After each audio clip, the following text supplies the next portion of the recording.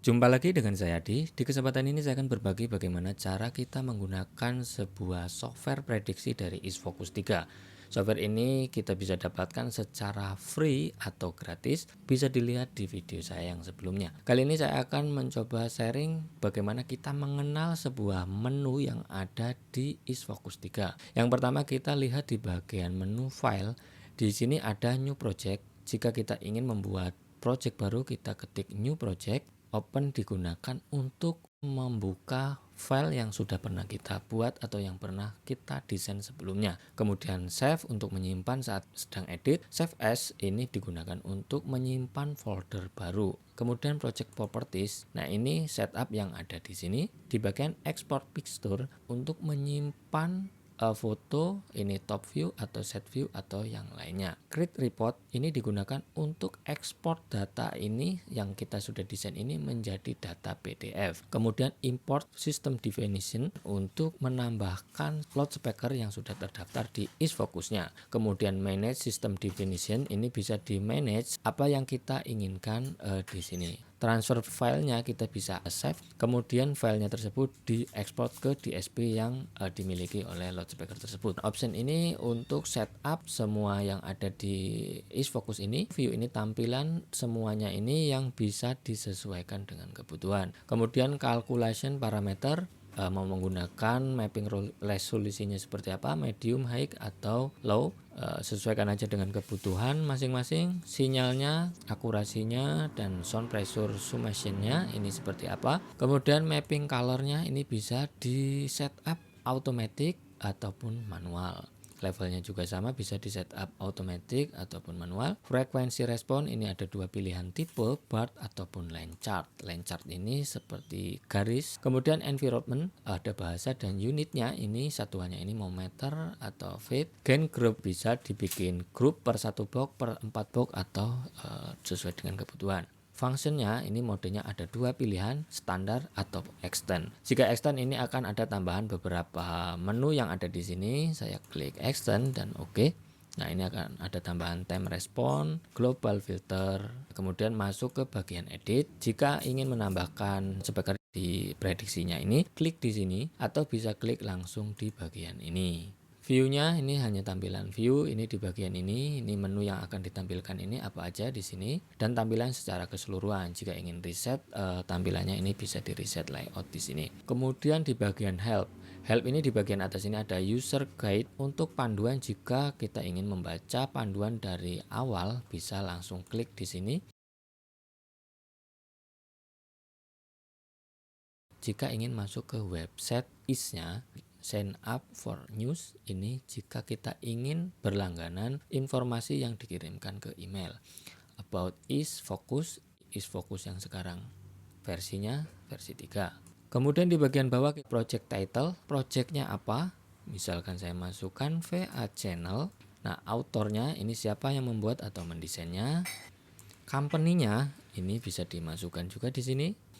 Kemudian note-nya ini bisa digunakan untuk memberikan informasi event seperti apa, venue-nya seperti apa, kebutuhannya seperti apa. Di bagian bawahnya ini ada temperatur yang bisa di setup, ini satuannya derajat Celcius, di tempat saya rata-rata 29 derajat Celcius. Saya akan klik 29, kemudian humidity-nya menggunakan 60 atau 80, rata-rata di tempat saya segini. Project setting, di bagian project settingnya ini ada ear heighting, ini posisi orang mendengarnya duduk, standing, berdiri, dan custom. Kita bisa menyesuaikan berapa tinggi prediksi mappingnya ini disesuaikan dengan kebutuhan kita. Batas sumbernya ini bisa di limit, yang paling tinggi berapa dan yang paling rendah ini berapa. Kemudian di bagian noise setting ini bisa di setup jika kita sudah mengetahui berapa noise floor atau noise sekitar venue itu. Ini broadband ini secara keseluruhan ini dianggap sama 50 dB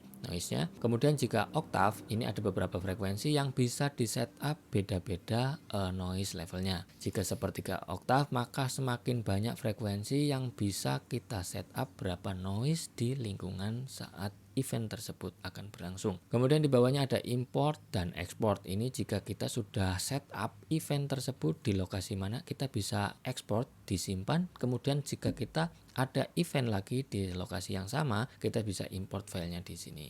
Masuk ke bagian object properties. Di bagian pertama labelnya ini zona, ini zona ini misalkan dinamain audience. Kemudian ini orientasi, ini bisa untuk saat desain venue-nya ini bisa dimiringin. Saya ambil contoh misalkan 45 derajat, maka ini akan miring 45 derajat. Saya kembalikan 0. Kemudian ini depth, ini berapa kedalaman, misalkan saya atur menjadi 40, menjadi lebih pendek. Lebarnya berapa? Misalkan saya atur menjadi 30.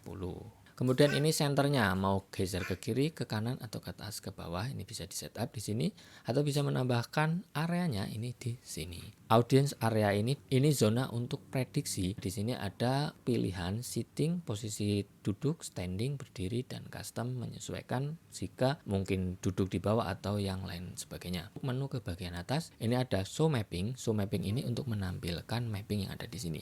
Sebelumnya saya akan membahas di bagian ini dulu, topnya ini. Di bagian ini ada zoom in, ini ada zoom outnya, dan ini ada skala to fit, ini untuk mengembalikan ke skala yang standar. Di sini ada layout picture. Nah, di sini kita bisa menambahkan foto untuk menjadikan bayangan di belakang desain yang akan kita buat. Kemudian di sini ada jenis model yang bisa kita gunakan untuk desain venue-nya. Saya ambil contoh, bentuknya ini berbeda, ini kotak, ini agak ada yang pendek di sini, dan ini standar seperti ini. Kemudian ini loudspeaker, jika ingin menambahkan loudspeakernya ini sesuai dengan kebutuhan. Saya klik OK, saya ambil contoh seperti ini. Oke, nah kemudian jika ini menambahkan mikrofon di sini, saya ambil contoh 2 mikrofon.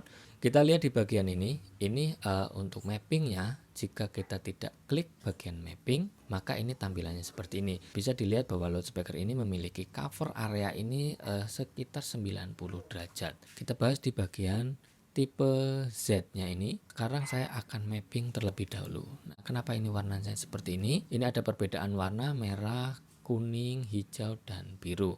Ini setiap perbedaan warna ini memiliki arti perbedaan level dB yang bisa dilihat di sebelah kanannya. Untuk merubah bandwidth-nya ini bisa broadband, bisa 3 oktav, 1 oktav, atau sepertiga oktav. Jika kita menggunakan broadband, semua frekuensinya ini tanpa ada weighting. Jika saya klik menjadi sepertiga, maka ini akan berubah di frekuensi 1 kHz. Berarti gambar ini hanya menunjukkan 1 kHz-nya. Kemudian saya akan ubah ini menjadi broadband, dan ini saya akan ubah weightingnya menjadi weighting A. Di bagian bawah kita lihat bagian level. Ini level yang di depan, ini 0. Nah, di sini ini 0 dan di belakang ini sekitar 40 meter.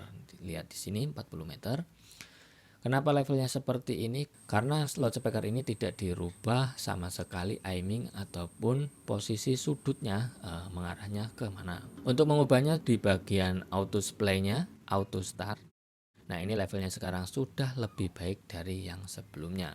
Masuk ke bagian frekuensi respon. Untuk melihat frekuensi respon, kita harus menambahkan tadi mikrofon di area ini. Ini ada 2 unit. Ini hampir sama respon frekuensinya, hanya ada perbedaan level di sebelah sini. Kemudian di time respon ini digunakan untuk sistem delay antara speaker jika kita menggunakan lebih dari 1 speaker atau menggunakan delay speaker di tengah sini. Kemudian filter, kita bisa menambahkan filter di loudspeaker ini yang kita klik sekarang. Di sini ada beberapa filter yang bisa ditambahkan, ada gain juga kita bisa diubah, kemudian ada delay, ada invert polarity yang bisa di-invert polarity-nya. Kemudian distribution grab. Distribution grab ini digunakan untuk melihat berapa persen loudspeaker ini bekerja untuk mengcover areanya. Kemudian set view, ini digunakan untuk melihat dari posisi samping bagaimana loudspeaker mengarahkan speakernya ini ke venue-nya. Global filter ini digunakan untuk filter atau menambahkan filter untuk keseluruhan loudspeaker yang digunakan di venue tersebut. Saya kembali lagi